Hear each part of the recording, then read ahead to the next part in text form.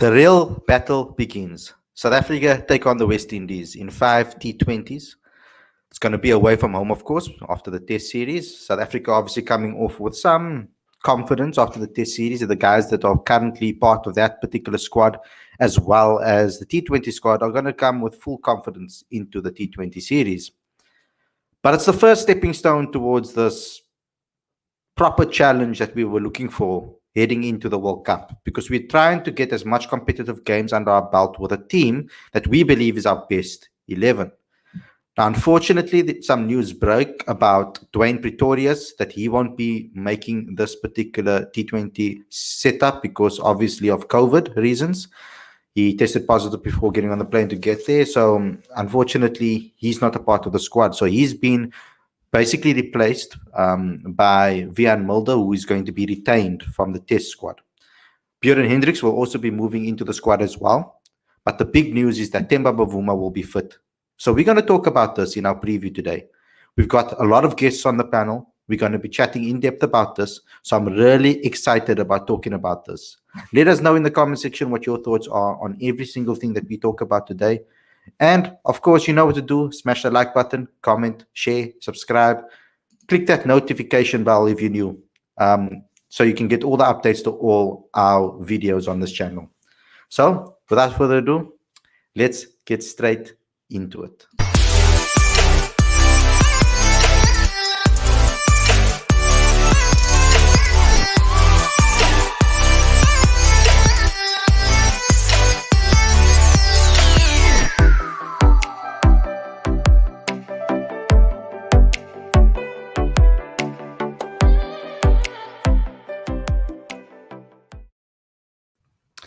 Hey guys, welcome to Cricket Fanatics Magazine. It's your preview show. I'm your host, Farid Mohidin. As you can see, I'm joined by Aditya, Tsepo, Mpo. We're going to be talking on this particular show. We're going to be doing a preview show about everything. As I said before in the preview, smash that like button, obviously. Click that subscribe button, click the notification bell. Go follow all these guys on social media as well. Let's get straight into it. It's going to be an interesting contest against the West Indies. We will be bringing on our West Indian guests later on the show. But for now, I think the guys on screen are going to be talking. Mainly, we're going to be talking. Unfortunately, Tinus couldn't make it. He had to sort out something at home. So unfortunately, he couldn't make it. But I will be showing his squad and his team that he selected as well. We'll be going in depth in all of our teams and talking about all of our teams in depth. But let's start first and foremost with, how are you guys feeling ahead of this?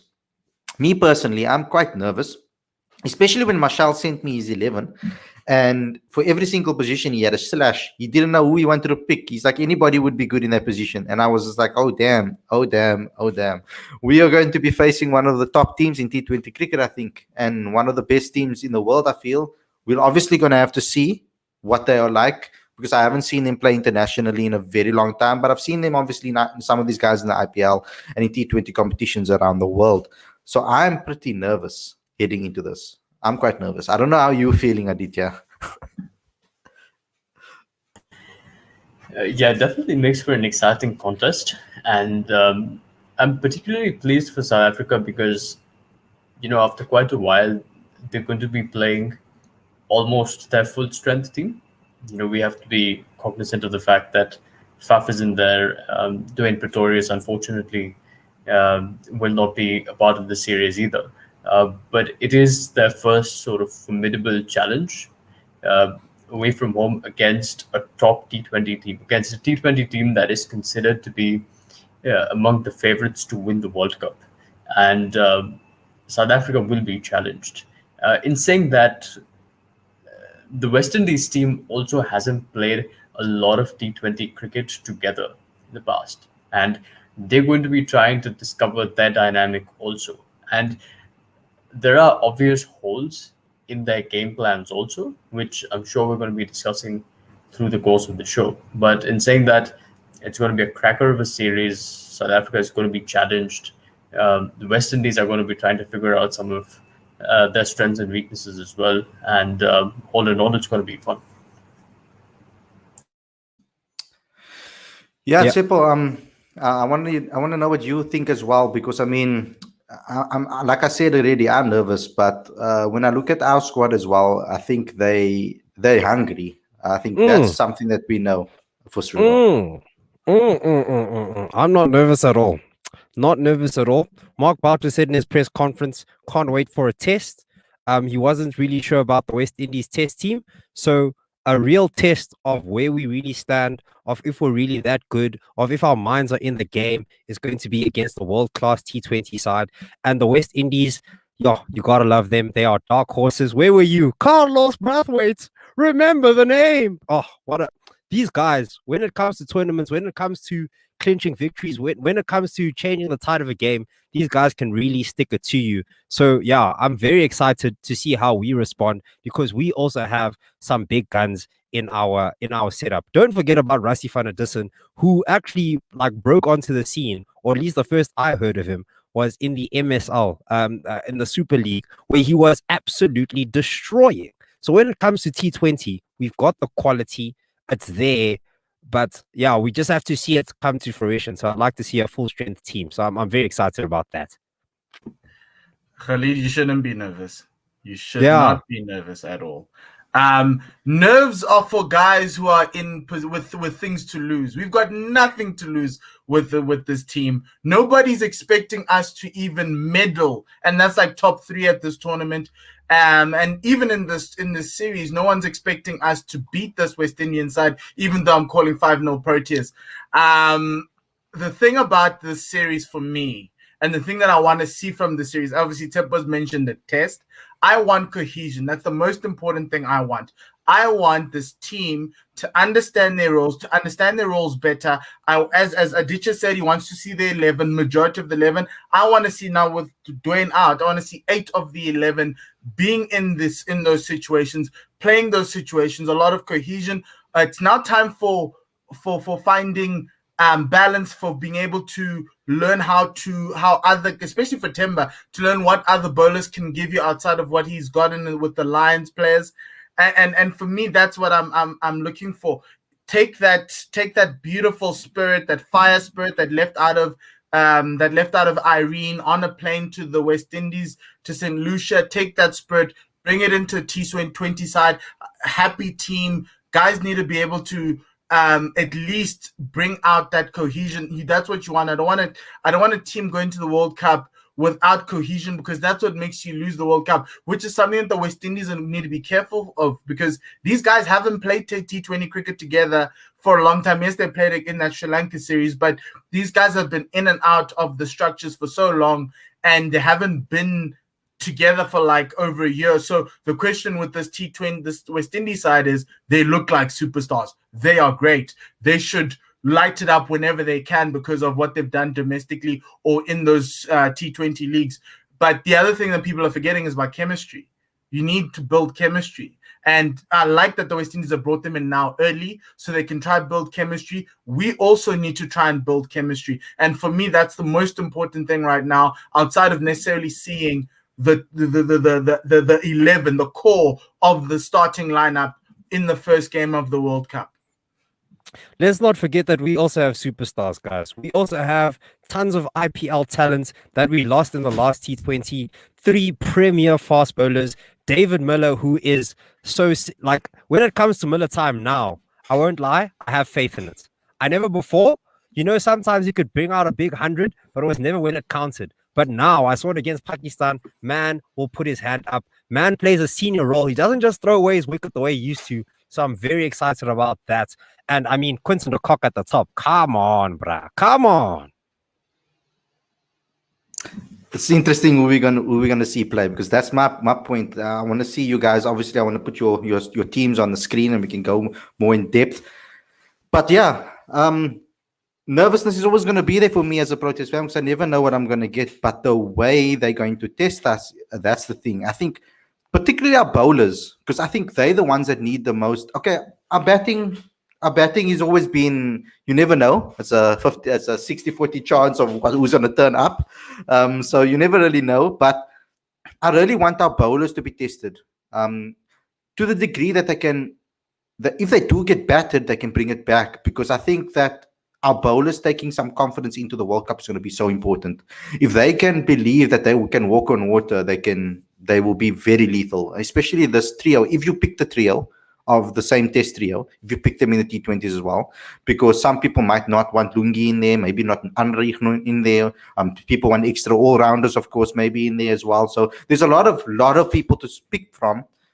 I want to see what approach they're going to go for. So my question over here, Aditya, let me start with you, is that when it comes to Boucher and his approach, do you think Boucher is going to stick to that approach of just playing his best 11 that he can possibly field and then let them gain momentum until the World Cup? Or is he still looking for a couple of positions that he wants to fill?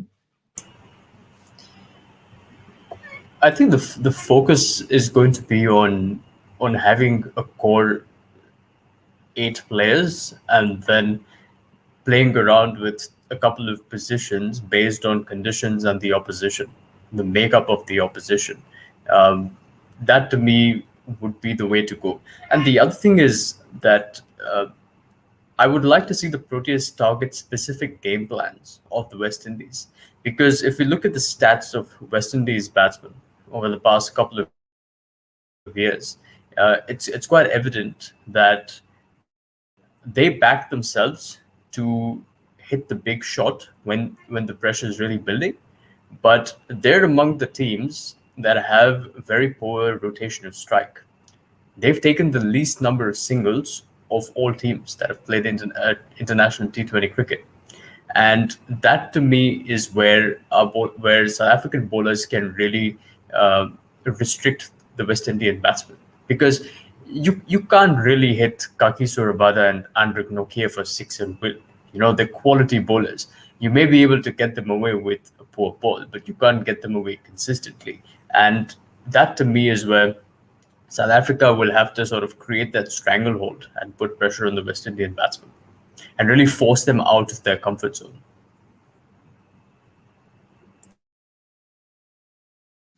Paul, I always like to know from you Boucher's thoughts and get into Boucher's mind, because I mean, we don't know with certain positions. Of course, we will. We will always doesn't know, bro. Uko doesn't know what's going on. He's always asking questions about that. I think we all are.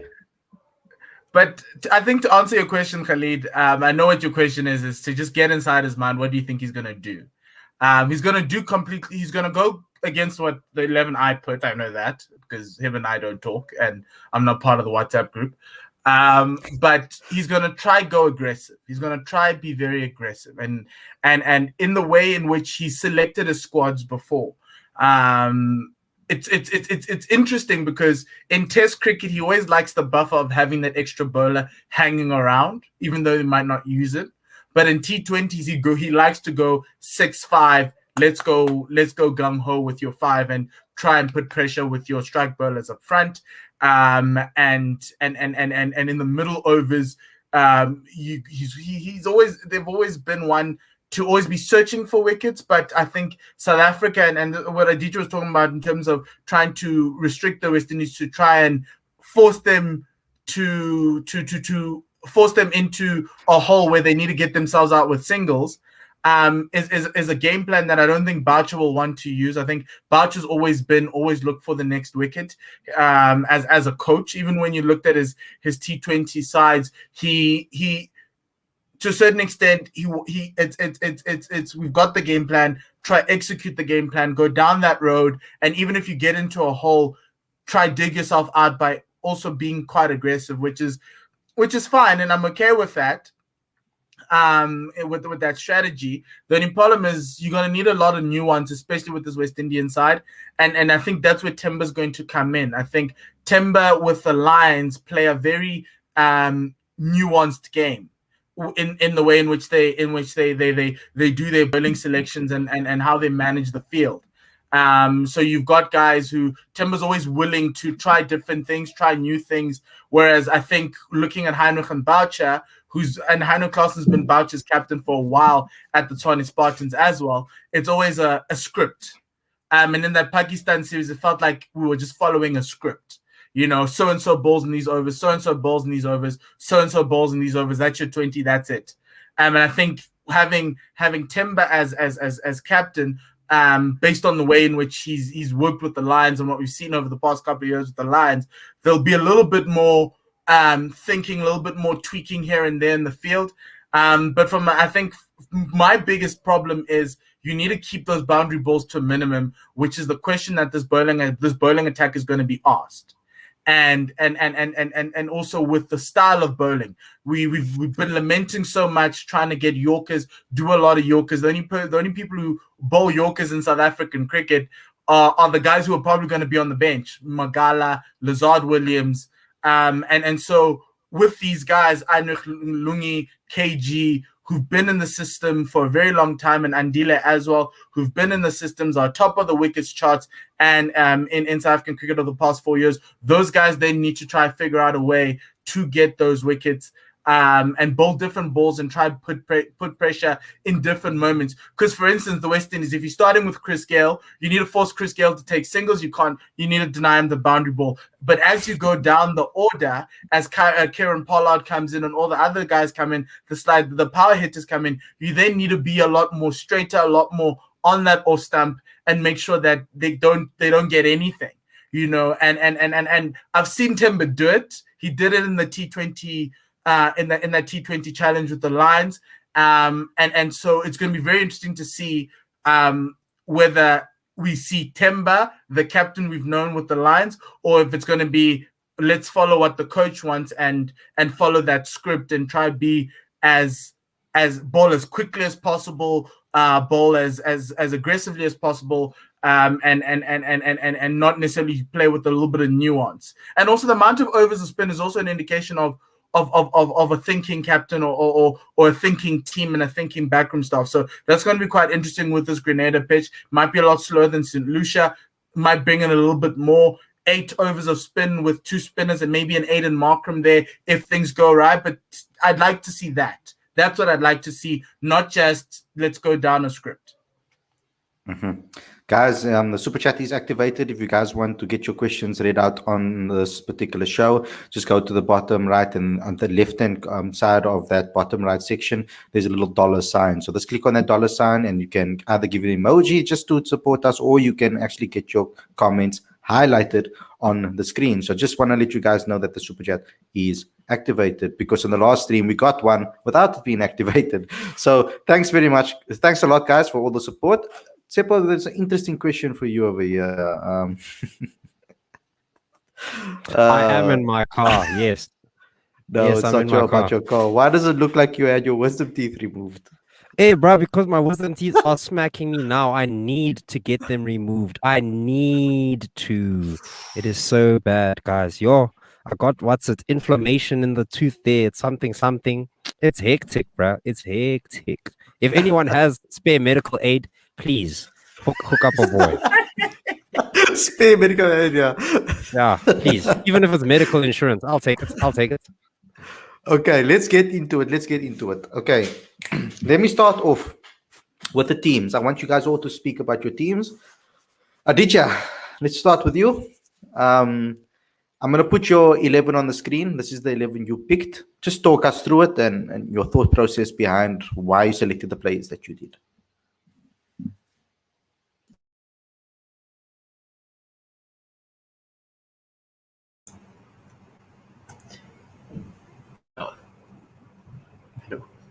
Let's call it hung. Okay, there we go. Right. So I think Quinton, Aiden, Temba, Rassi, David Miller, they picked themselves. At number 6 originally, I picked Dwayne Proteas, but unfortunately he's out of the side of the series. And I'd like to give Vayan Mulder a chance in the T20 format. I don't think we've seen too much of him in T20 international cricket. George Linde is a part of the side because of his big hitting batting abilities, and he's obviously a quality spinner. And I've got Tabraiz Shamsi in here as well. So both essentially spin the ball in different directions, which is why I have both George Linde and Shamsi. I'm playing in Grenada, which is supposed to play significantly slower, and so I think the spinners will come into play. And Again, KG and Andrik Nokia picked themselves, and Lizard Williams, because I feel like if the West Indian batsmen attack fairly early, South African approach will be to start bowling death over lengths fairly early as well. And I don't think there's anyone better than Lizard Williams to do that if Andrik Nokia and KG are going to be reserved for the first couple of overs and the last couple of overs. Interesting one. I got a question for all of you guys before we move on to the next team. I'm just going to give each person a chance to obviously give the team, but we have a question over here. Do you guys, thank you a lot for the super chat, bye. Do you guys feel Kesh should be in all formats? I do. I personally do. I think that the guy is excellent in all formats. I think he showed what he can do when he was playing in the domestic circuit over here, and also in the internationals when he did have an opportunity. I think that he adds a good variety, and I like his mentality. So me personally, I do think so. It's a tricky one because we don't know if Imran Tahir is going to be back or not. If Imran's back, then I don't think Keshav should go with, because I don't know. You have three. You've got George Linder, then you've got the Brace Shamsi, and you've got Imran Tahir. So it's like, you guys are forgetting there's another left arm spinner from the Lions, Bjorn Fortuin, who does just what Keshav does. I say yes, ODI is fine. You can put Kesh in. From a T20 perspective, Bjorn Fortuin should be the guy ahead of Keshav. My three spinners are my hierarchy of spinners are Tahir, Shamsi, Bjorn Fortuin. George Linder's in there as an all-rounder, and George Linder should be in the squad as that all-rounder, batting either at 6 or 7 as your spinning all-round option. If you need 12 overs of spin, if the pitch is going to play very slowly, get Bjorn Fortuin in. I love Kesh. I love him to bits. I just think Bjorn's a much better spinner, but maybe that's my Lions bias. And I've loved him in that T20 challenge. And Bjorn, I think, yes, Kesh is like economical. Bjorn just takes wickets. So take your pick. Who do you want? It depends. Sometimes Bjorn also is. I mean, I love Bjorn's mentality too, and I think he's excellent as well. So I just think that currently having those guys in your camp, if Imran's not, that's why I said if Imran's not there, then I'll put Kesh. But if Imran's back, then I'll leave Kesh, because you got Bjorn Fortuin, you've got George Linder, you've got the Brace Shamsi, you've got all of these guys in the setup already. No, guys. Let's just leave Kesh where he is. He is well established in the test side. He's doing just fine. No one is moving him from that test spot. I don't want any extra stuff here and there, only if we need him. If you were like, yo, guys, we really need a left arm spinner, then yeah, different story. But we have plenty of quality spinners. And yeah, no, I'm happy with him doing that. I don't want us to have too many of the test batsmen or test players in the one day and the T20 sides, because now with fixtures, I don't know, it's not going to, it just doesn't. Let them play all of it. All the games. Let them play all of it. You can't have nobody said keep Maharaj, put Maharaj in instead of Fortuin. Nobody said that. So listen carefully. I said if Tahir comes back, Tahir slots in, and Bjorn becomes now a replacement for whoever ahead of him. So if Shamsi gets injured or Tahir gets injured and Bjorn gets injured, then Keshav becomes the backup. So you want Keshav to back up? You want the man that just took a 5 to sit bench? No. I'm not talking about Test cricket here. I'm not talking about Test cricket here. We're talking about T20 cricket. You put in line who's first in line. So my point is that who was first in line in this particular test setup? T20 setup, it's obviously Tahir. He gets first preference. He's a world beater. So if he doesn't play, then it's if he doesn't play, then it's Shamsi. If Shamsi doesn't play, then it's Bjorn. If it's Bjorn, not Bjorn, then it's Keshav. Oh, George. Okay. Sorry. George is an all-rounder. George is a different. So for me, George is an anomaly. You play George. If you play two spinners, you always play George. That's my view. I check. Okay, I'm with it. I'm with it. Okay, cool. So let's go on to Chepo's team. We're gonna keep Mpo for last. Let's bring up his team over here on the screen. Hey, look at that wicket keeper captain at the beginning. Temba Bavuma looked very nice. Opening with Quinton de Kock. I just like the Quinton de Kock Temba Bavuma partnership. I just like how Quinton says Temba. So that's very nice. Aiden Markham as well, very, very aggressive. What was it like? 450s in a row? Was it 3 against Pakistan? This man is on fire. Imagine dropping him now. Obviously, Rasifan Adison, run getter, David Miller there as well. And then this is where it started getting tricky. 6 and 7 is where it got tricky because 8, 9, 10, and 11 basically picked themselves. IPL quality, they have the experience. Look, if we're going to like go for a T20 World Cup, why would you not take Lungi Ngidi? Like, I understand Lazard Williams is great. I love him as well. Great energy. But right now, let Ngidi do his thing. I like him there. He's good. And Tabrere Shamsi, also best T20 bowler in South Africa. But 6 and 7, 100 class and Andile Petlokwayo. Why didn't Andile Petlokwayo bowl against Pakistan? That we need answers there. This guy is fantastic in the middle overs. Maybe he was looking a little bit off color, but how do you get him on color? You get him playing. So I feel like we didn't even see him against Pakistan. So we must see him now because I mean he's Andile Petlokwayo. He's a game-winning guy. And then number 6, I put 100 class in there just because we need a batsman. I want a batsman there. I was thinking George Linder, but I think George Linder and Petlokwayo would be where I'd sort of swap with all-rounders. I don't want... they're probably going to do 2 all-rounders, but I don't see Mark Boucher dropping 100 class, and I just don't see it. And he can be clutch. I remember this one time, and this is pretty annoying about like SA batsmen. You're like, oh, remember that one time when 100 Clausen saved us on Pink Day, and then like there was no other time. I hope that it happens again. So I just want to ask you one thing, Chepo, that I think a lot of guys in the comment section will be asking, and the same thing to Aditya as well.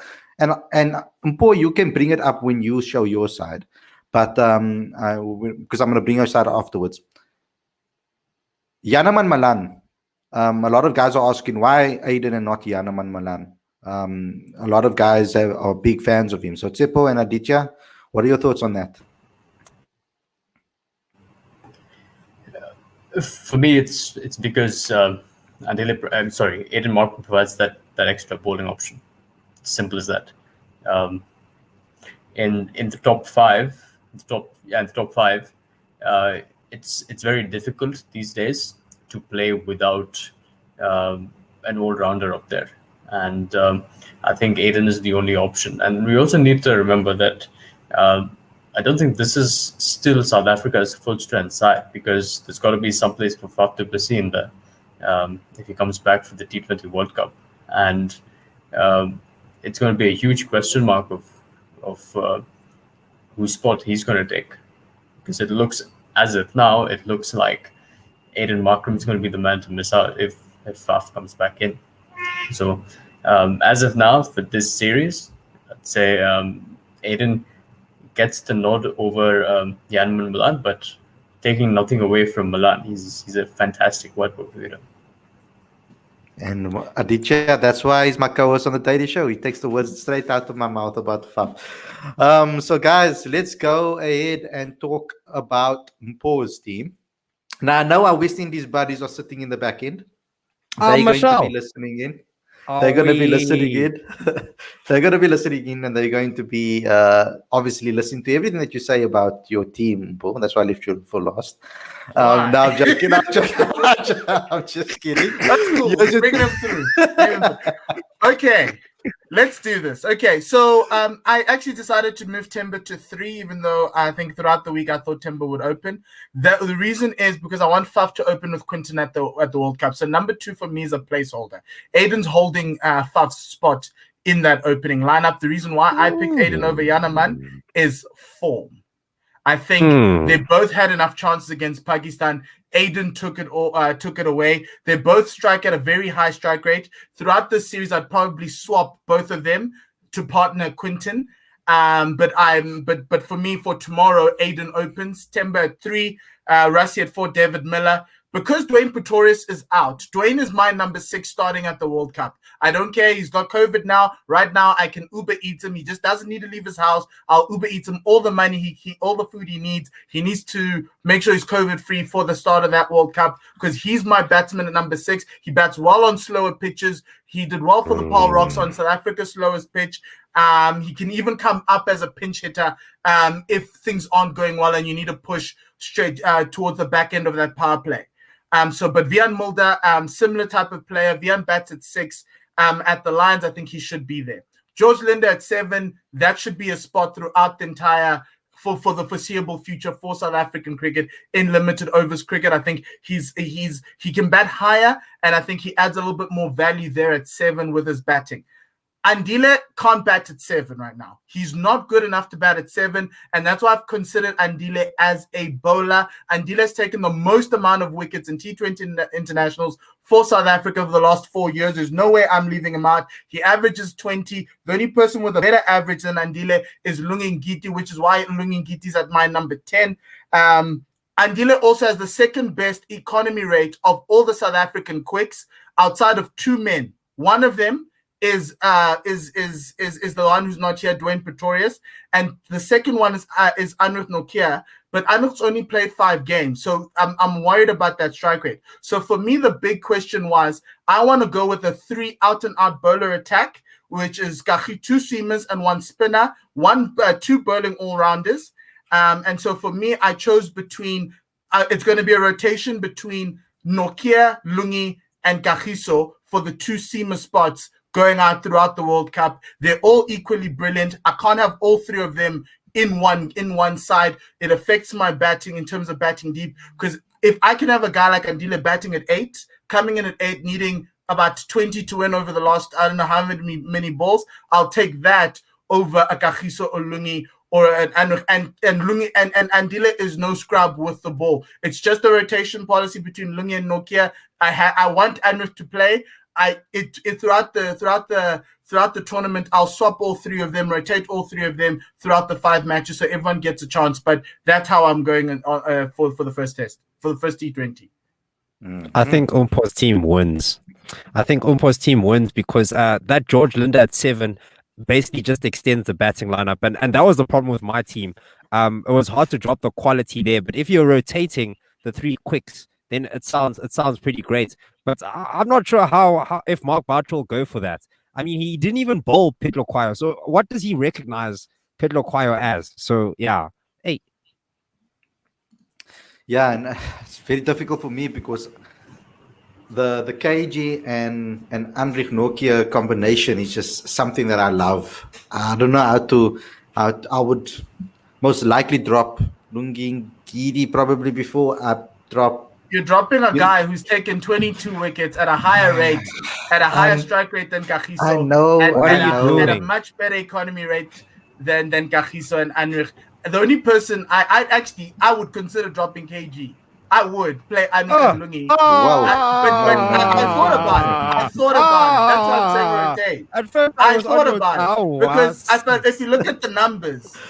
If you look at the numbers and you let this team pick itself, Kagiso's outside of my bowling. No, but this is KG Rabada, my man. Like, that's why I'm keeping him. We need consistency. Yeah, no, I was about to say that's why I'm keeping it.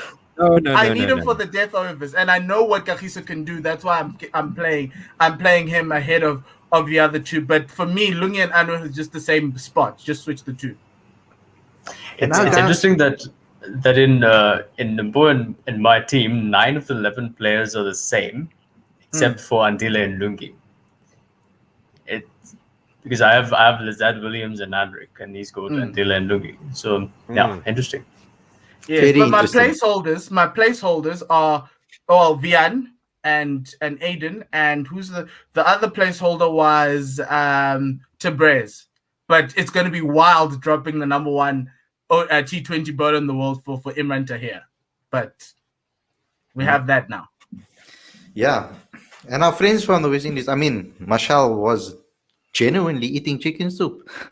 Like I thought it was some figure of speech or something that he was using, but he was genuinely, because you know why? Because I know that he knows, or you know that he thinks, let me say rather, that the West Indies are going to wipe the floor in the T20s with us. And I think that's his mindset. But let's check. Let's bring him on. Man Let's must. check what he has to say. We've got Michelle for you. We've got Ravi for you talking the West Indies. And we've got our statistician over here going to be doing all the stats for us. Oh, full house, baby. Full house. Got a proper panel for you guys tonight. Oh, hectic. Okay. Are we First getting and paid foremost, overtime for this, Khalid? first and foremost, let's first talk about what I want to talk about first is just remember, guys, because we have a lot of guys, just please mute your mics because I'm going to hear a lot of noise. Let me just start by getting the middle guy, and that's Ravi, because Ravi is a fan of, he's half and half. I would say 60-40.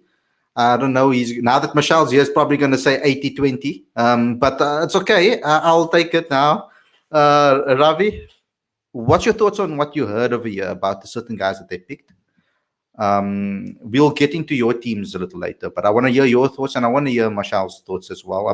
Keep a track if there's any stats you can pull up on the screen or anything that you bring on the screen, and you can chirp in with one or two. Just let me know in the private chat.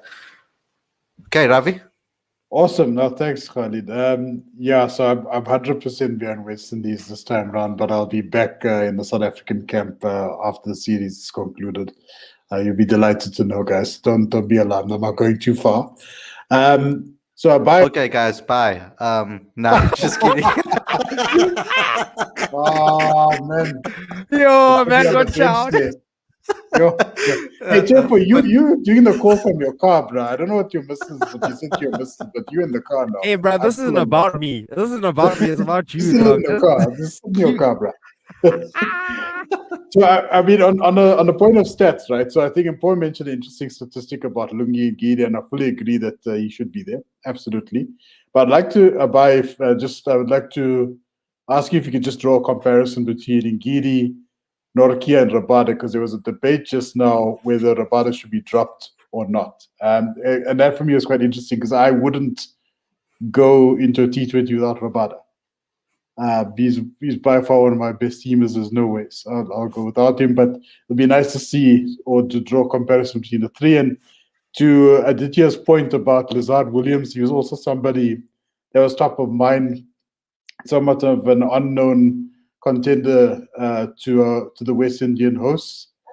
I felt that domestically he's done his bit, he's done his part, and unfortunately the series against Sri Lanka wasn't not Sri Lanka, Pakistan wasn't an accurate reflection of his all of his abilities as well. I think to be honest with you, I felt a little bit hard done by. I think he could have done a little bit better in that performance, but let's just see what happens tomorrow in terms of selection. But overall, I would say 80% of the side, I'm pretty confident they'll be selected tomorrow from what I've seen from Impo and Aditya specifically. And Shepo's still in the car. Just wanted to highlight that point. Shepo's still in his vehicle right now. Michelle, I want to ask you, because there's been some talk about, like, obviously we have George Linder over there as that possible all-rounding spinner that most of us have gone with two spinners in our side, obviously having the all-rounder with George Linder. The conditions over there, of course, I want to know that. Do you think that would be the smart option to do, to play a guy like George Linder? Or who are the guys that you think are the wobbly positions for South Africa? First things first, can you guys hear me all right? Because I don't know if I'm glitching a bit. All good? All right, sweet. Yeah, so to be honest, I was listening in the background, and just to prove that I definitely did have my chicken soup, here it is. I was, and you know why I had my chicken soup? Because this series is going to be very calm for the West Indies. So I'm just relaxed. On this one. I'm letting you lot, I told you guys that's Look the at reason. this guy, man. my stresses are all gone. I'm looking forward to what's coming. Yo. Do you know Wait what? until tomorrow when All there's the Irie, first all T20. Irie, bro. Irie. But I heard Paul's side I was listening to in the background, and actually that's the side I would have picked, strangely enough, because I was surprised that some of you had Mulder out. I would have had him in my side. I was surprised he was out in some sides. And the only surprise I had was some of you don't have Nokia in your side, but I would have thought he was a certain pick, given the form I know it's different formats, but when you've just had three pacers basically run through a Brittle West Indies batting lineup, and granted it's a completely different format and you're coming against actual batsmen in a format who are world beaters, I don't know if there's an argument to say you go with the players in form as opposed to the players who are training in the background ready for a T20 series. But listen, the question mark for South Africa is going to be reining our batsmen in is going to be difficult. That's the reality of the situation. And the number one way to rein our batsmen in, personally, is my belief, is you have to choke them with spin. I'm not convinced that you can choke them with fast bowling. I think these batsmen in our 2020 side love a bit of pace. They love the ball coming on. They love it coming into their slot. You have to be very, very accurate as a paceman to not be hit for sixes and fours by our powerhouse side. So, and then the problem is, as much as I can say I'll come with spin, Grenada's not going to suit spin. So it's going to be interesting. I mean, so I think I don't know who was saying amongst you, maybe all of you were saying it. It's not South Africa's number one side either, though. There are a few faces missing. So we do have to take what comes up in this series with a pinch of salt. And actually, as well, it's important to add that the whole point of this series should be rotation and seeing what works and what doesn't work. You don't have to win this series. Does that make sense? Like who wins the series to me is irrelevant. As long as you come out of this series knowing what your combinations are, what you've learned about some bowlers, because ultimately all of these games are build up to the World Cup, aren't they? It's not necessarily about, oh, we've got to beat the West Indies 3-2 or 4-0 or whatever it might be in a T20 series. This is very much a learning curve series, both for us as well, not just for South Africa. It's about working out your combinations. So we've got 15 games coming up. I don't know how many games South Africa have got coming up before the World Cup, but this is very much trying out different formulas and so on and so forth. Okay, that's interesting. Now, Mpo was talking earlier on about Kagiso Rabada and perhaps him being the one that maybe falls out for someone else. Abai got us the stats of Kagiso Rabada. I'm going to put it up on the screen. Whoever can go can have a chat about it. If you guys want to chat about it, then just have a look. Abai, if you can just zoom in a little bit on your side. I think this is okay. Let me see if I can zoom. Is that good? Yeah, that's better. Okay. All right. So I think. So what did you pick up over here, Abai? Yeah. So this average 26.41. That's now if we compare it to Ngedi's stats, which I'm going to show like in a couple minutes, it goes to show that Ngedi is a better bowler out of the two. I mean, the economy rates are pretty similar, but if we go over here, I guess he's been a bit on the expensive side against the Windies, but that was a while ago. But even then, I still think he's a confirmed starter in all three formats, regardless. And once again, Polo, if you guys want to shout out Polo there, if you guys want to hit us up with some sponsorship, just give me a call. cricketfanaticsmag@gmail.com. Just to know with my email address. It's mindless to drop a KG. I was just noting that I think to go with the one track mindset that I think Mark will go for is that he'll have all his three seamers, all his three quicks, on top of the fact that he's going to bowl. He's going to have another spinner, Tabraiz Shamsi, and that makes your batting depth a little bit weak. And that's where my issue lies in all of this. I know Kagiso can bat well, but Kagiso as an 8 in a T20 isn't somebody that gives you a lot of confidence to get. But Kagiso's always in my 11. That's why I'm saying rotate either Lungi or Anrich and see what they can give you. That's the big issue. But I know tomorrow, and don't take this from me. Well, yeah, you can.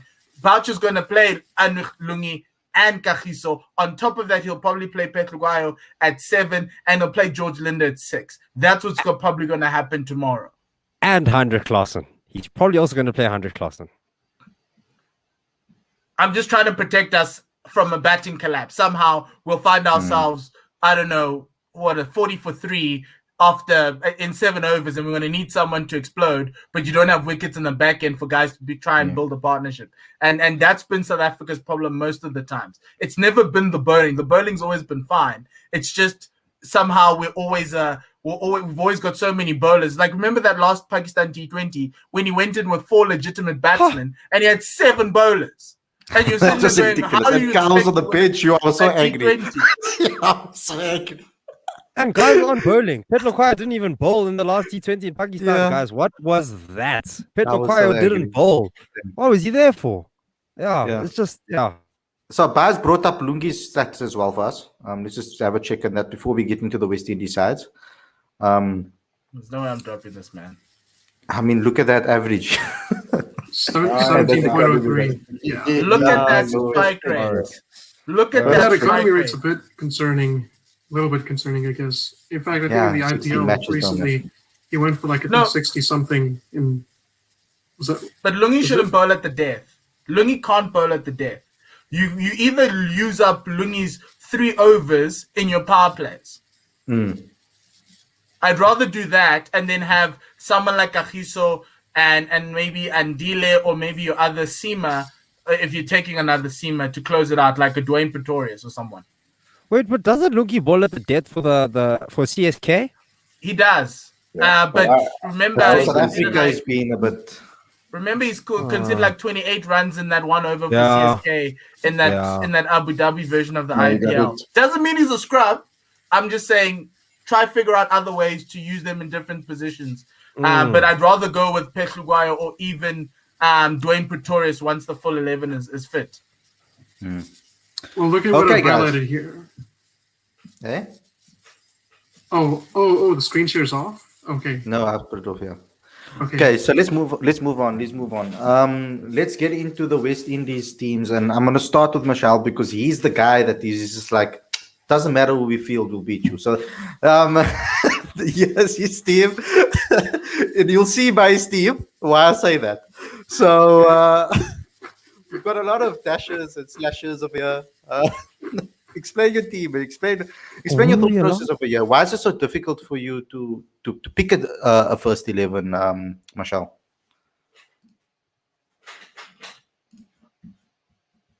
Are you just muted? Like, that soup must be really good, eh? Hear me now? Yeah, perfect. All right, wicked. Sorry, guys, I had myself on mute there. So to explain side, and I know there's quite a few West Indians in the chat as well. Big up all the West Indians who are in the chat. Listen, it's hard to pick a West Indies 11. So first things first, anyone you don't see a slash by, that's because I'm saying they are certain starters no matter what. Okay? There is no way West Indies are not picking Nicholas Pooran, Pollard, Russell. Some would say Fabian Allen's not a starter, but because Fabian's spin has improved, he is a certain starter for the West Indies, knowing that we're playing the World Cup in whether it's UAE or India, and obviously Evan Lewis. So the first question mark is at the top. If it was up to me, Chris Gayle would open. However, because IPL sides have now moved into 3, West Indies tried that against Sri Lanka. Personally, I don't like it. I want Chris Gayle at the top of the order. That's a position he plays for the West Indies. That's a position he's used to. But if you put Chris Gayle at the top and put Shimron Hetmeyer at 3 and Pooran at 4, you come with 4 left-handers at the top of your order. So that's why Lendl Simmons may actually keep the opening position, and then you move Chris Gayle to 3. And as ridiculous as it sounds, there may be no place for Shimron Hetmeyer in the West Indies T20 side. Now, that in itself tells you about the strength of the West Indies batting lineup, that we're questioning whether Shimron can even get in this side. So no guarantee on Shimron. Shimron only plays if Chris Gayle opens. So down to 8, you pretty much have the set side. None of those players need an introduction. Pooran is a world beater. Pollard is a world beater. Dre Russ is a world beater. I'm not going to talk about them. The next question mark is Jason Holder or Dwayne Bravo. Dwayne Bravo is 38 years old. Jason Holder is Jason Holder. I don't see both of them playing in the same side unless you know the deck is not offering much spin or any spin.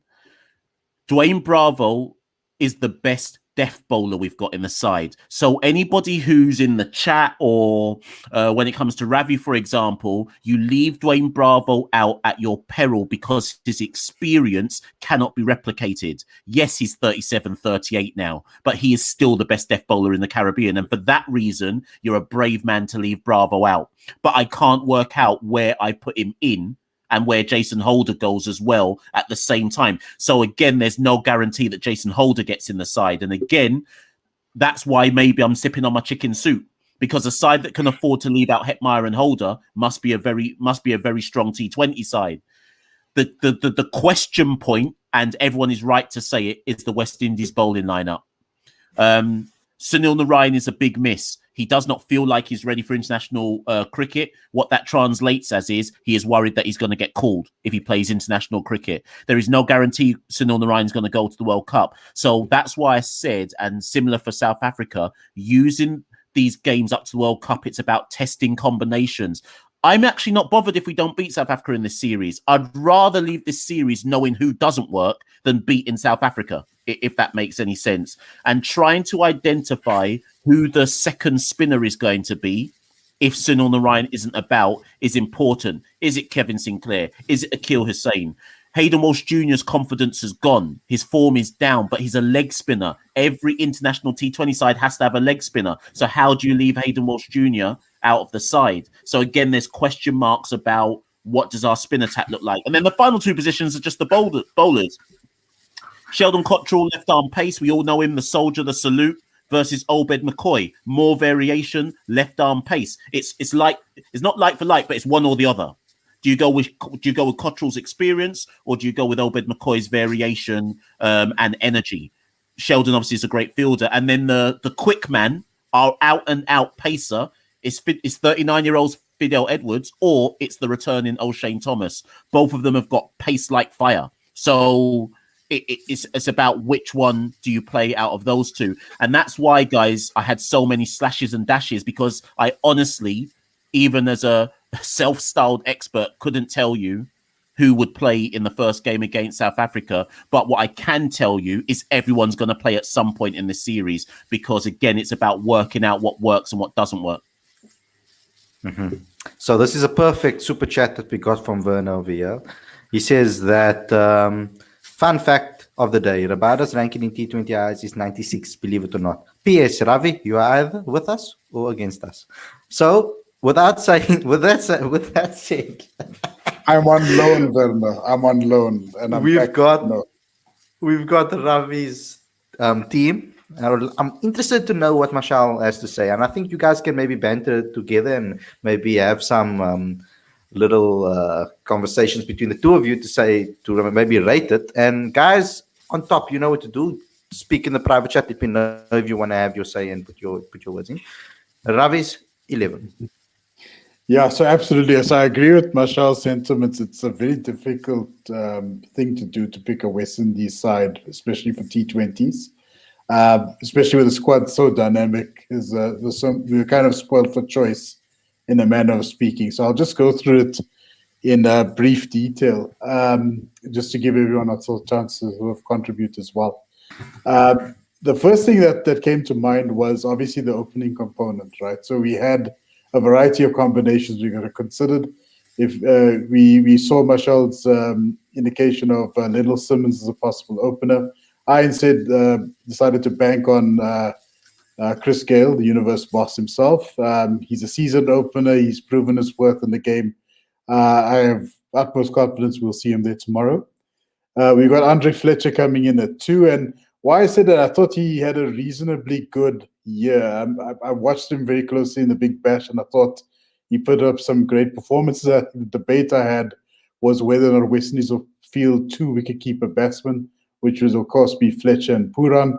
So I said, let's just open with Fletcher and Gale and see how that goes out. Because for me, he sort of disappeared into the ether for the last 12 years since the Stanford T20, in my opinion. But in the Big Bash this year, I thought he put out some really good performances. Shimon Hetmeyer, very hard hitter of the ball. It's a no-brainer. I would either bat him at 3 or 4. Nicholas Puran, very much the same. And I think he's proven his worth as well in the T20 space. And Kyron Pollard, of course, is the captain. I think not enough can be spoken about Kyron Pollard. He's climbed his way up the ranks. He's obviously the Mumbai Indians captain at the moment as well. And he's a very seasoned T20 competitor. There's no, obviously, and he's a captain as well. There's no ways they're not going to go into the game without him. Andre Russell coming in at 6, also a big hitter, and also can bowl at least 2 or 3 overs, taking it away possibly as a first changer coming in at 4. And Dwayne Bravo, I think, sorry, Tali, I see there's a bit of a typo there, my friend. You spelled it Dwayne without the Y, and instead you spelled it with an I. But we'll forgive you for that one. Dwayne Bravo, season campaigner. When he plays at Paul Rocks, absolutely, yeah. But yeah, he's a seasoned campaigner again. He's got a wealth of experience. It'd be silly not to go in a match with him. The biggest challenge I had, and Khalid knows this quite well, because I made a couple changes and sent it back to him and changed it again, is that there was a concept of how many spinners is enough and how many of the side are sort of veteran players, if you will. Because if you look at the sheet, you've got Edwards, Gale, you've got Dwayne Bravo as well. So quite a few of the season campaigners in there. Is that too many, perhaps?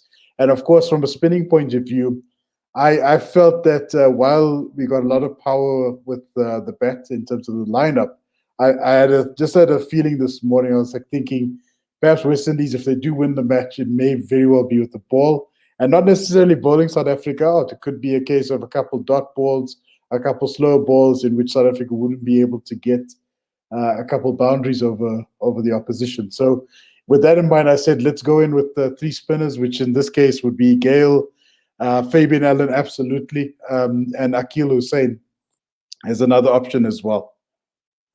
But that's just my 5 cents, guys. I'm happy to hash this out and debate it. So, Abha, you wanted to ask Ravi a question before, Marshall? Yeah, so I think when I saw Andre Fletcher, your playing 11, I was a bit surprised. I have the BBL stats shared, so so if I were to scroll down, I think Ravi mentioned his supposedly good performances, but if you take away 89 from 206, you get 117, and that's across 11 innings. So that 89 not out was really his only performance of note. And I think Evan Lewis definitely gets in the NBA playing 11 over him. So what does everyone say there? Yeah, Marshall, I'm actually very curious to hear what you have to say about that. Yeah, I just see Andre Fletcher as backup wicketkeeper personally. If there was an injury to Nicholas Pooran, then Andre Fletcher's getting in the side. Don't get me wrong, I actually think I get why Andre Fletcher's in the squad, because when it does come off for Andre Fletcher, it comes off really well, like all the West Indian batsmen. If it comes off, he's going to over 200 in terms of a strike rate. So it's a long shot for him to open ahead of Gale, Lewis, and Simmons. That's my personal opinion, but you never know. The big question mark, though, about West Indies, which I forgot to say when I went through my side, and this is where South Africa's chink in our armour can be, or the chink in our armour can be exploited. When you look at both my side and Ravi's side, the one thing neither side has and West Indies don't have, and I don't know who South Africa's equivalent is, we don't have an anchor. Everyone always forgets that in T20 cricket, you do actually need an anchor batsman. But anchor doesn't have to mean, because sometimes I think people think anchor means like going at 100. You can go 120 and be anchoring through an innings. Because ultimately, when you look at the West Indian batsmen, all of them, if they come off, will bat at 180 plus. That's why we're so dangerous and why everybody fears us. But actually, there's moments in an innings where you need somebody to just actually bat through the difficult 2 or 3 overs or whatever it might be. In yesteryear, we had Marlon Samuels, someone who could bat for an over, but then accelerate to 180 plus when it was needed. But you actually do need an anchor role. And I worry for the West Indies that it literally is hit or miss with this side. And if we hit and it comes off, nobody's beating us in the world, no matter what they do. And I think, to be honest, that's not boasting. I think that actually is just facts. There is nobody who would beat us if it comes off. All you need is 2 batsmen in that side to come off and nobody could beat us. But if there is a collapse, who's coming in to just settle things down.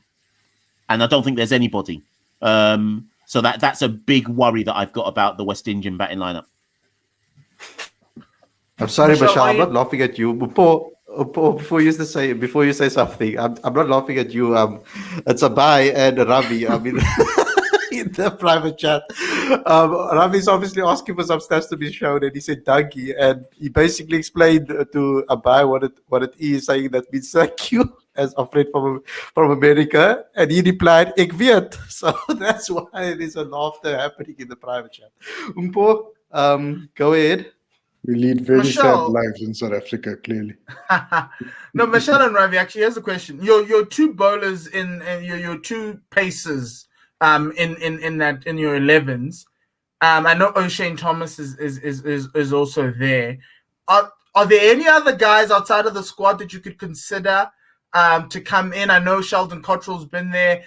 Fidel Edwards isn't like Fidel 40, but we're okay. I'm not ageist. I'm just trying to figure out what makes these two special compared to all the others who have come out in the CPL, or have these two been the best in T20 cricket out of the whole? Because West Indies fast bowling is probably the one place where that's your strength.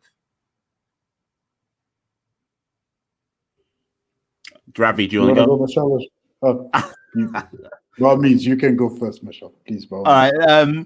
So actually, and you'll see in the comments a lot of whether it's South African or West Indians, they're all making valid points that our bowling is the weak point.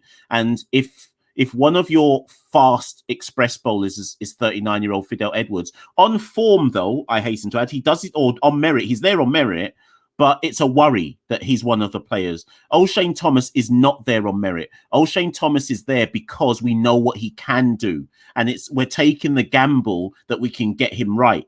I don't know if a buy can find it, but O'Shane Thomas's T20 stats are actually quite good in terms of strike rate of taking wickets. And it's expensive, but he takes wickets. And remember, every team needs a strike bowler. In T20, whatever phase of the match, you need a strike bowler who has hostile pace.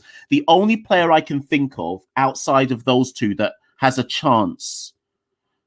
I discussed this with Darren Ganga the other day, and I said to him, "Do you think that if Ravi Rampal showed form this year, would he get into the T20 side?" And Ganga was like, the condition of his knees, or not his knees, his shin splints means no. But Ravi also is experienced, 36 years old, but has come back in the last 6 months and shown that experience is a good thing. If you are performing on merit and you have experience in a format of cricket, I'm all for you. It's a blast from the past, I would say. A massive blast. But then. And like I say, and I don't know what people's views are, and I brought this up the last time I was on the chat, I think. I don't know what people's views are on experience, but obviously with AB, you've had the yes, I'm coming, no, I'm not, retirement, no, I'm not, no, I'm not. But remember, if AB turned round tomorrow, well, how old is he, 37? If AB turned round tomorrow and said, I'm back, you're just putting him in the team immediately. We can't mess...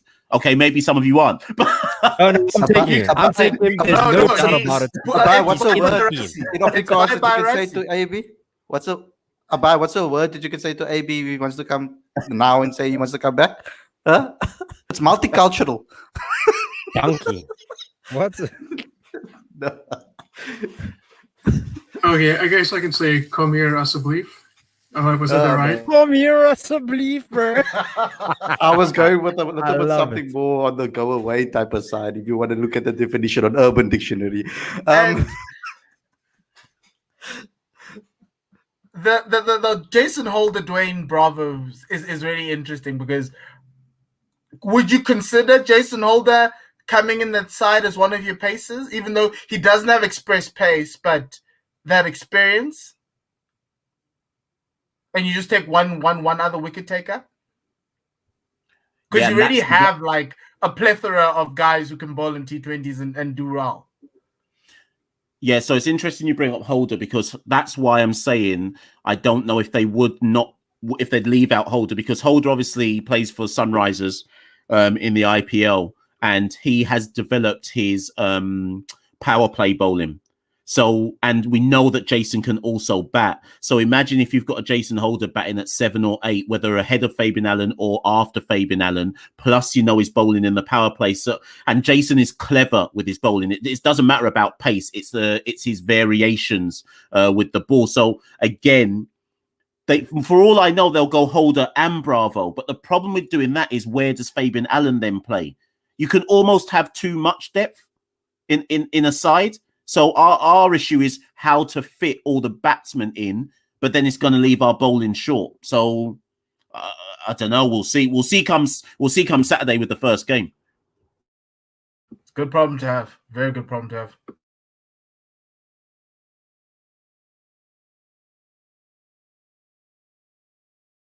And Khalid is Khalid, you're on muted. mute, bro. You're on mute. And I am It's a Khalid pity. now. Everybody listen It's to a me.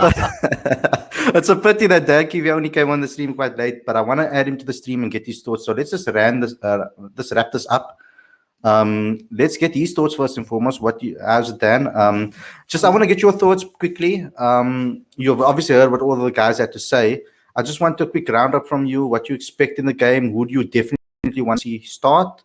And then just give your prediction for the series. Well, prediction-wise, I think West Indies are the favorite. I think they just play a better brand of 2020 cricket. It's their strength. I think they've got more natural all-rounders in the sense of guys who can bat and bowl, and strike bowlers who I definitely want to see. No one jumps out at me. What I'd like to see is a strong innings. Maybe not a century, but like a couple of good averages. The West Indies is always just difficult to bat on. It's a fast bowler's dream. So we get to see. We'll get to see some good strike bowling, some good fast bowling. Rabada will just eat for days and days and days. So that's what I'm looking forward to. But I do believe at the end of the day that the Windies just have more guys that have been on the big stage in Pro 20s before, have the stats to back it up, and I think that it's Pro 20 just isn't South Africa's game. Let's get the final. Come.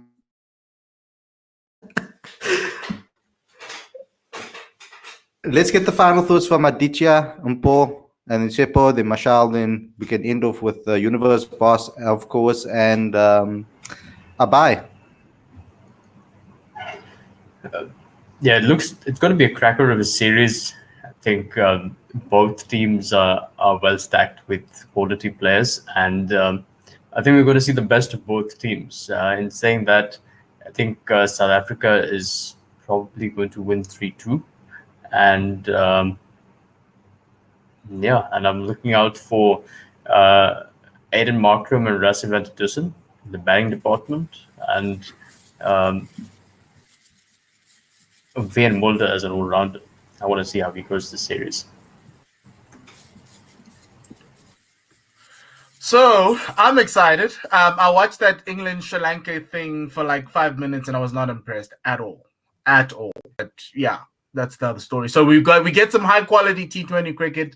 I'm excited to see this West Indian. I'm always afraid because the first time this West Indian side played together with all these names was against New Zealand, and I was thoroughly impressed. New Zealand beat them like lights out, but I was like, this team is dangerous. So I'm excited to see because that's what T20 is. It's hit and giggle. So I'm going to be entertained. So I'm hoping to be entertained throughout the series. I hope South Africa doesn't frustrate me too much, but I do hope to see some rotations. I do think you'll have a Sisanda sighting, a Lazard sighting, a Reza sighting. So don't be angry, people. When you see Reza Hendricks opening with Quinton de Kock, do not be angry because he has a shot. And then, but obviously Vian's the key one. I think Vian's probably going to be the one guy with Temba, and maybe Quinny might get rested. The one guy with Temba who probably will play all 5 games, because I do think if Dwayne Pretorius is not fit, Vian Mulder could be your sneaky pick coming into that 15 or the 22/22-man squad, and maybe even the 15-man squad that's going to get the medals if we somehow win the World Cup. But yeah, I think it's going to be tight. I know I said 5-0 South Africa, and I'll stick with it because it's newspaper worthy. So yeah, let's give it to them and give it to them hard. Yeah, I don't have any major things to say. I'm mainly here for listening and just saying some cool stuff. Like, I think that the Windies might win these.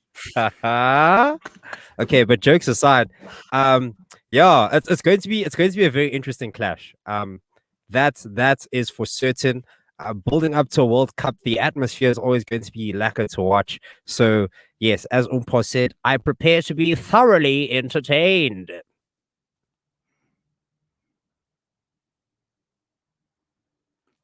Let's go with Marshall. Yeah. I'm gonna say that it's gonna be 3-2. 3-2 West Indies or 4-1, one or the other. And the reason why I think South Africa will win probably 2-1 is because it's T20s. And that's the thing people have to remember about T20s. Very few sides in T20 are atrocious. Sri Lanka are, but if you've been watching England, Sri Lanka are rubbish. But as long as your side is relatively competent in T20s, you usually win at least one game. Because that's just the nature. Like, one day it comes off for someone and you just win the game as a result. So I think it would be foolhardy for anybody to say 5-0 South Africa.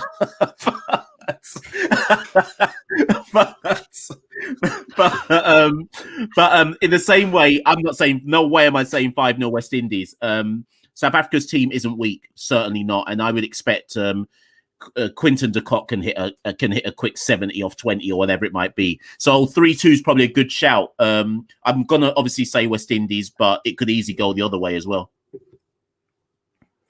Okay, Ravi, and then Abai. Yeah, thanks, Khalid. I would agree with Mash's sentiments. I think T20 is very unpredictable. The game could be very much going in your favor, but it just takes literally 1 over 1 ball to change the course of the match, right? So I'm going to say that South Africa will certainly pull 1 out, but it will go in favor of the West Indies 3-1 overall, with 1 being affected by rain. I'll give 1 to the rain gods there. But yeah, it's going to be an exciting series. I'm looking forward to seeing it, and I certainly hope for, coming back to the South African camp as well, be it for a little moment or two. I will say that I'm hoping that the tactic of going in with fewer specialist batters for South Africa does not occur for South Africa's sake. I'm hoping that it's going to be a much more balanced team that's getting picked here, because we saw what happened in South Africa when they went with that approach. It was absolutely disastrous. I just hope for South Africa's sake they make some logical placements, or they prioritize the selection, or they do it appropriately at least. Because if they don't, they're going to gift wrap it to the West Indies without question. All right, so I think now that the South Africans have won the Test series, I'd like to see that same momentum channel into the T20 series. Even though I think the Proteas are the underdogs, West Indies is definitely the favorites with a lot of star players in their squad. So I'd probably say they have a much better chance to win this series. But then again, if we go back in time, look at the recent T20 series, this moment hasn't really been memorable for the Proteas in recent times. So I've used this phrase in an earlier show. I'm going to use it again. With only a few months to go before the big tournament, the R1 million question is how are they going to get this consistency back in this short space of time? Looking forward to exciting series coming up. Hopefully, well thought out, nice competitive games. Okay, guys, that's all we have for you today. Thanks a lot to everybody for coming on the show. Of course, Michelle, thank you for joining us as well. And Dan coming on the show as well. Thank you a lot. And the rest of you guys, you know how thankful I am with these as well. So to you guys out there, smash the subscribe button, click the notification bell, smash the like button, comment in the comment section. Obviously, share this with all your friends and family as well. And don't forget to download the latest issue of Cricket Fanatics magazine as well. It's a digital magazine available on all platforms, so you can just go ahead and get it. Thanks a lot for watching, and we'll see you guys again tomorrow with another daily show. And as well, enjoy the weekend and enjoy the rest of the last day before the weekend. Cheers.